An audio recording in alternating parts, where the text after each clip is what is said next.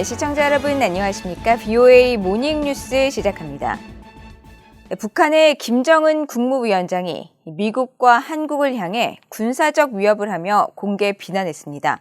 특히 원색적인 표현으로 윤석열 대통령과 한국 정부, 또 미한 연합훈련을 비난했는데 전문가들은 북한의 예상된 행보라며 핵실험 명분 쌓기와 한국 정부를 상대로 한 주도권 선점 차원의 발언으로 분석했습니다. 첫 소식 조상진 기자가 보도합니다.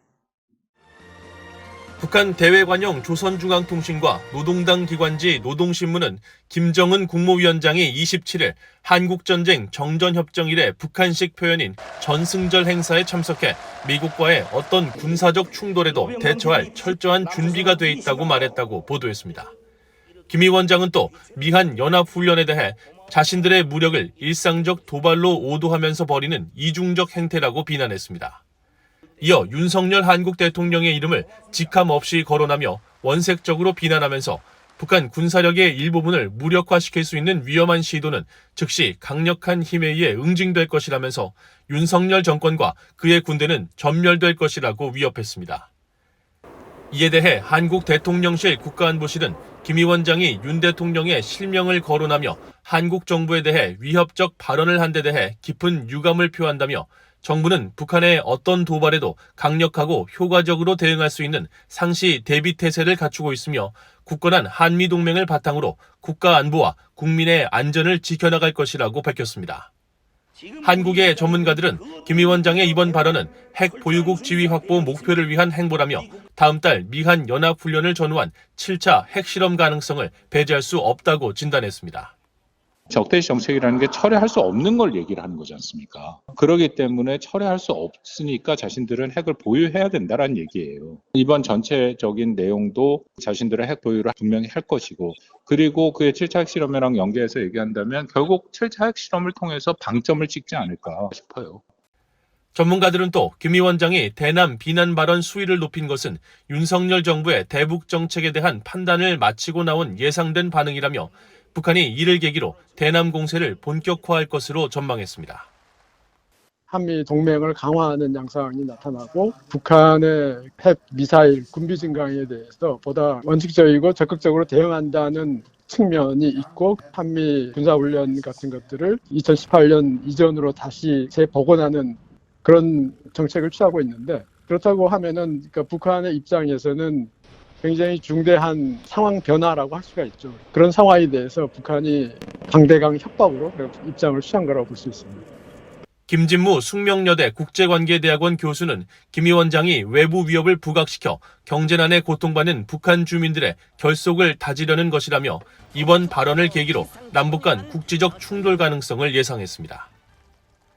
북한 군부 입장에서는 대남 공세적인 태도를 강화하려고 할 거란 말이죠. 그러는 과정이 결국은 남한과의 어떤 충돌 가능성이 굉장히 높아지는 거죠. 그 충돌은 결국 남북 관계를 극도로 경색시키면서 긴장을 높이게 되는 거예요. 그럼 긴장을 높여서 북한은 어떤 이익을 보느냐? 내부 결속 이익을 보는 거죠. 그다음에 윤석열 정부의 대북 정책을 약화시키는 효과를 볼 수 있다고 보는 거죠.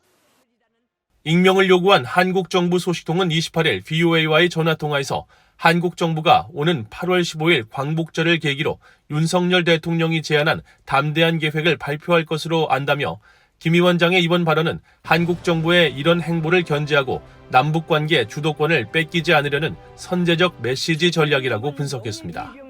VOA 뉴스 조상진입니다. 주일 미군이 북한의 7차 핵실험 등 추가 도발 가능성과 관련해 신뢰할 수 있는 억지력을 가능하게 하고 모든 비상사태에 대비할 수 있는 최고의 준비 태세를 보장하기 위해 매일 모든 영역에 걸쳐 훈련하고 있다고 밝혔습니다. 주일 미군 공보실은 27일 북한의 7차 핵실험과 중대한 추가 도발 가능성에 대한 준비 태세를 묻는 VOA의 질문에 이같이 답하면서 우리는 정기적으로 동맹국인 일본과 양자간 훈련을 계속하고 있으며 일본에 대한 조약 의무를 이행하고 영내 평화와 안보를 지원하기 위해 계속 열심히 훈련할 것이라고 말했습니다. 북한이 올해 들어 대륙간 탄도미사일 ICBM을 포함해 중단거리 탄도미사일과 방사포 등 20여 차례 무력 시위를 벌인 가운데 미일 양국군은 군사훈련을 강화하고 있으며 미군과 자위대는 흰 에지, 레졸루트 드래곤 등 다양한 양자 및 다자 훈련을 정기적으로 실시하고 있습니다. 미국 정부가 라자루스 등 북한 정부 연계 해킹 조직과 관련된 정보를 제공하면 최대 1,000만 달러의 포상금을 지급하겠다고 밝혔습니다. 최근 북한의 불법 사이버 활동에 대한 대응을 강화하고 있는 미국 정부가 관련 정보에 대한 포상금을 2배로 올린 겁니다. 박형주 기자입니다. 미국 국무부의 테러 정보 신고 포상 프로그램인 정의에 대한 보상이 26일 사회 연결망 서비스 트위터를 통해 북한의 악의적 사이버 활동 제보자에 대한 포상 계획을 소개했습니다. 정의에 대한 보상은 북한과 연계된 악의적 사이버 활동과 사이버 위협 행위자들에 대한 정보를 제공할 경우 최대 1,000만 달러의 포상금을 지급한다고 밝혔습니다. 구체적으로는 안다리엘과 APT-38, 블루노로프, 평화의 수호자, 김숙희, 라자루스 등 북한 정부와 연계된 악의적 사이버 조직에 대한 정보로 대부분 미국 재무부의 제재 대상에 오른 조직들입니다. 또 미국의 컴퓨터 사기 및 남용법을 위반하며 미국의 핵심 기반 시설에 대한 공격에 관여하는 이들과 관련된 정보도 포함됩니다. 국무부는 지난 4월 북한의 대량 살상 무기와 탄도미사일 프로그램 자금 창출에 기여하는 정보기술 요원들의 악의적 사이버 활동과 금융 활동에 관한 정보에 최대 500만 달러를 지급한다고 밝혔는데 이번에 포상 최고액을 2배 늘린 것입니다. 앞서 미국 법무부의 리사 모나코 부장관은 지난 19일 북한 정권 소속 해커들이 미국 의료기관들의 랜섬웨어 공격을 하고 몸값으로 탈취한 약 50만 달러와 이 자금을 세탁하는 데 사용된 암호화폐를 압류했다고 밝혔습니다. 재무부도 지난 4월 북한 정찰총국의 지휘를 받는 것으로 알려진 해킹 조직 라자루스와 연관된 이더리움 지갑 등을 제재 대상에 올렸고 5월에는 북한 IT 인력의 위장 취업을 경고하는 정보 합동주의보를 발령하기도 했습니다. 백악관 국가안보회의 NSC의 앤 뉴버거 사이버 신기술 담당 부보좌관은 최근 북한의 이 같은 악의적 사이버 활동을 지적하면서 북한은 국가를 가장한 범죄 조직이라고 비판했습니다. In some ways, the North Koreans are a criminal syndicate in terms of pursuing revenue in the guise of a country. And certainly we've seen the DPRK conduct multiple hacks of cryptocurrency exchanges, gleaning, in the first one at the time, $600 million in crypto funds.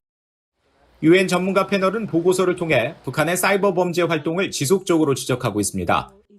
지난 4월 보고서에서는 북한이 2020년부터 2021년 중반까지 북미와 유럽, 아시아 등 최소 3곳의 가상화폐 거래소에서도 5천만 달러 이상 훔친 내용을 적시했습니다. VOA 뉴스 박형주입니다. 미국 백악관 사이버 담당 부보좌관이 최근 한국을 방문해 당국자들과 논의한 것은 북한의 사이버 위협에 맞서겠다는 양국의 의지에 따른 것이라고 밝혔습니다. 백악관은 28일 보도자료를 통해 최근 앤 뉴버거 백악관 국가안보회의 NSC 사이버 신흥기술 담당 부보좌관이 25일부터 사흘 일정으로 한국을 방문했다면서 이번 방문은 지난 5월 미한 정상들이 만나 영내와 국제 사이버 대응에 대한 양국 간 협력을 확대하고 북한의 사이버 위협에 맞서겠다는 공동의 의지를 밝힌 데 따라 이루어졌다고 설명했습니다.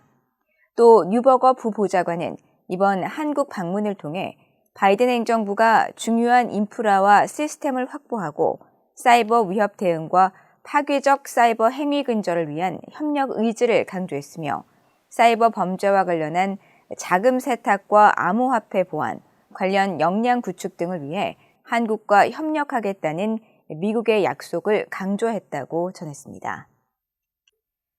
미국 워싱턴 DC 한국전쟁 참전용사 기념공원에 새로 증축된 추모의 벽이 완공돼 제막식이 열렸습니다. 2015년 추모의 벽 건립법안이 미국 의회에서 발의된 지 7년 만인데 참전 용사들은 전우들의 이름을 보면서 한국전쟁은 더 이상 잊혀진 전쟁이 아니라 영원히 기억될 승리가 될 것이라고 환영했습니다. 박승혁 기자가 보도합니다.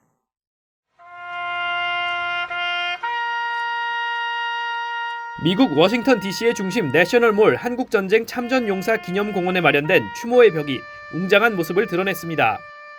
조형물 중앙에 기억의 못 둘레 130m에 1m 높이 화강암판 100개로 설치된 추모의 벽에는 미군 전사자 36,634명과 한국군 카투사 전사자 7,174명 등 43,808명의 이름이 새겨졌습니다. 참전용사 유가족 등 약 2,000명이 참석한 제막식에는 미국 정부를 대표해 카멀라 해리스 부통령의 남편 더글러스 M. 호프 변호사와 제이크 설리번 백악관 안보보좌관 등이 참석했고, 한국 측은 이종섭 국방장관과 박민식 보훈처장, 이헌승 국회 국방위원장 등이 참석했습니다. M. 호프 변호사는 참전용사들의 헌신을 기리며 굳건한 미한동맹을 강조했습니다.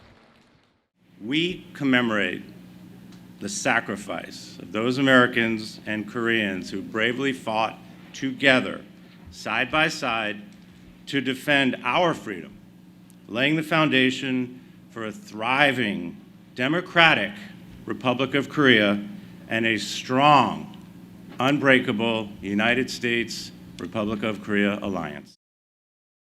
윤석열 한국 대통령은 박민식 보훈처장이 대독한 축사를 통해 참전 용사들에게 감사의 뜻을 표하며 지난 4월 타계한 고 윌리엄 웨버 대령을 애도했습니다. 한국 전쟁이 잊혀진 전쟁이 되지 않도록 평생을 노력하셨고 추모의 벽 건립에도 크게 기여하신 고 윌리엄 웨버 대령님의 영전에 깊은 애도의 뜻을 표합니다. 주한미군 사령관을 역임한 존 틸럴리 한국전 참전용사 기념재단 이사장은 매년 400만 명이 워싱턴 DC를 찾는다며 추모의 벽은 자유의 가치를 알리는 상징이 될 것이라고 말했습니다. We are hopeful that this memorial will remind the millions of people who visit here each year that freedom is not free.